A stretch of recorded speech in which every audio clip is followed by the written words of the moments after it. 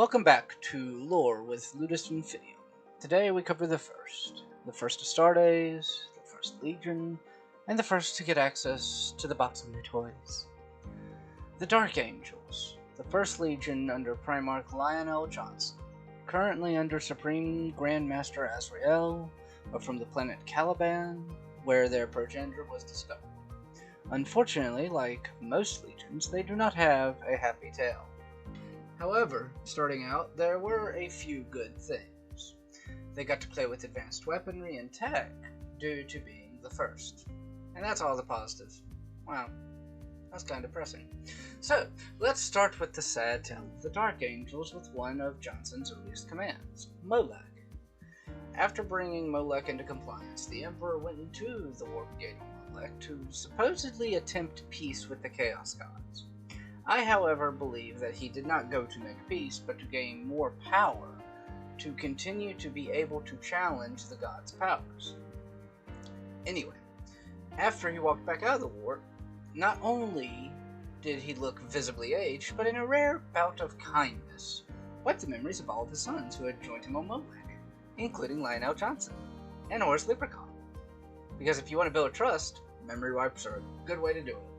Next we have the Rongdons and Astartes, at the edge of the Halo stars, and as little as I could find on the actual event, there were two pretty important results.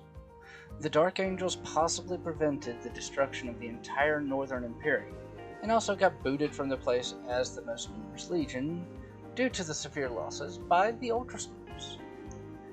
Next, on the world of Dulan, there was a joint compliance action to bring it back under Imperial rule, with the Dark Angels and Space Wolves. On the planet, Russ swore to kill the renegade governor Darath himself. However, Johnson got to him first. Seeing this as a stain on his honor, Russ then instigated a brawl with Johnson. Both were relatively equal for one another. Russ was stronger, but Johnson made up for it by being quicker. At the end of the brawl, Russ stopped fighting and started laughing, realizing that he was a fool to let his pride and temper get the better of him. Not a lesson that stuck with the Primarch of the Sixth, or his Legion. However, Johnson, failing to see the humor in the situation, knocked Russ out with one last shot, hopefully to the face. When Russ woke up from his little dog nap, Johnson and his angels were nowhere to be seen. So now to fast forward a little bit in time to right after the Siege of Terra. During the Great Scouring, one of the planets that happened to get passed by was Caliban. And Lionel Johnson thought, hey, you know what? This is home. We'll make a surprise stop and see how everyone's doing. So, something that's kind of important, Caliban is really close to the Eye of Terror, and it's also a it's kind of a weird situation. Luther, in a weird way, was seen as like an adoptive father and a brother to Lionel Johnson, but when Lionel Johnson started outperforming him, he started getting jealous, and because Lionel Johnson felt betrayed by Luther a couple of times, he's like, just go down Caliban, train the new recruits, we'll talk later. And Luther stayed on Caliban and turned a lot of the Dark Angels against Lionel Johnson. Now, when Johnson returned with the loyal Dark Angels, they were fired upon. And so Johnson did what any sane person would do and commenced with an orbital bombardment. Yeah. Anyway, so what ended up happening is the Chaos Gods, realizing what had just happened, took all of what would be later known as the Fallen and pulled them off of Caliban and flung them into the warp like they did the Primarchs. And with one major exception, Luther.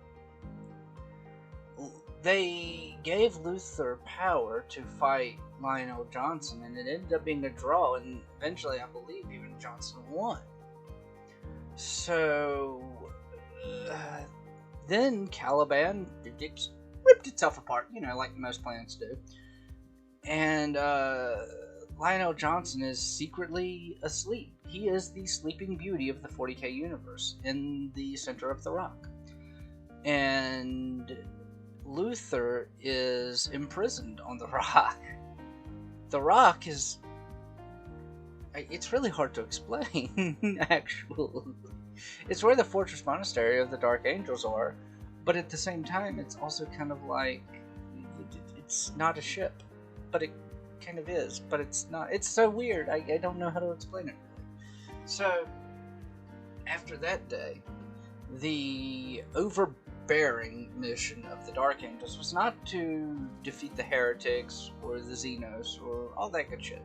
It was to defeat the Fallen at any cost, no matter who you screwed over. We'll get to that in a minute. So, their new organization that they came up with was kind of interesting, and this does include their successor chapters. There are 6 wings. The Death Wing, which is solely Terminators. The Raven Wing, which specialized in rapid strike, anti-grav vehicles, and all-terrain bikes.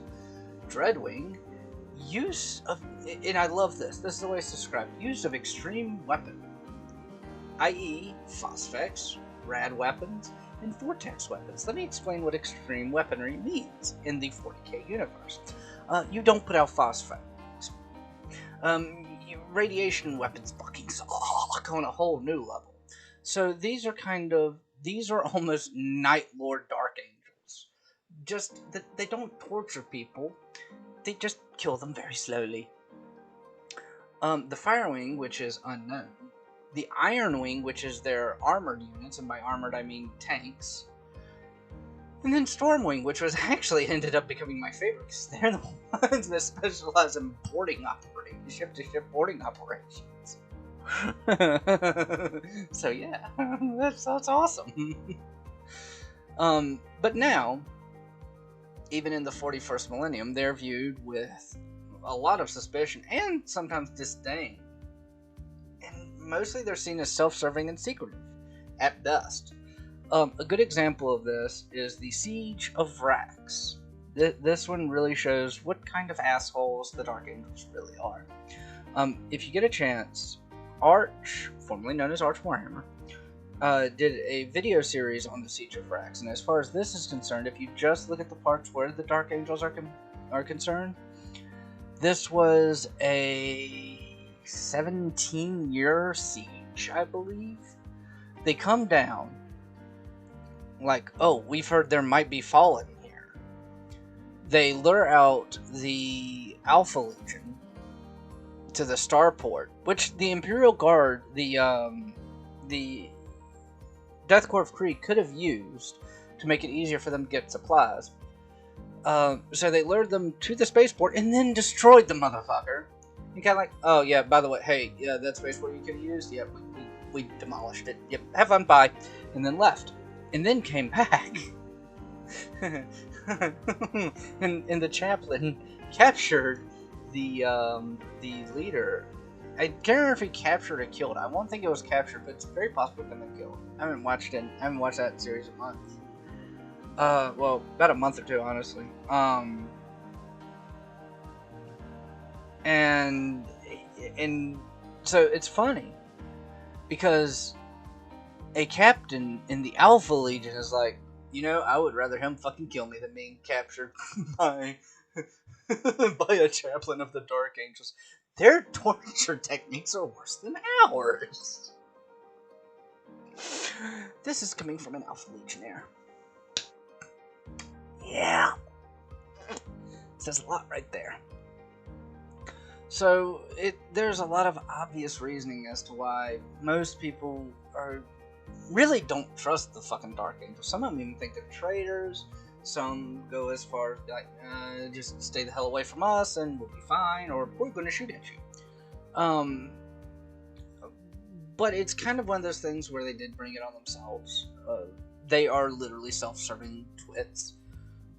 They are only focused on the Fallen. I'm not saying it's a bad thing, but I do think that they got really absorbed into it. You know, Greater Imperium and all that. But anyway. So, did you enjoy? I hope you did. This was my basics on the Dark Angels. Can't wait to do the other fucking 15 legions, because I've already done the 1,000 Suns and the Salamanders. But, again, hopefully you enjoyed. If you want to support the channel, please subscribe, leave a like, join the Discord, leave suggestions for games you would like to see, or for lore videos you would like to see. Leave ways to improve upon videos. I'm always open to criticism and ways on improving my channel. If you can and want to support in a monetary way, there's always a Patreon and a Streamlabs in the description. However, the most important thing of all, I hope you all have a wonderful day, and I will see you all in the next one. Bye!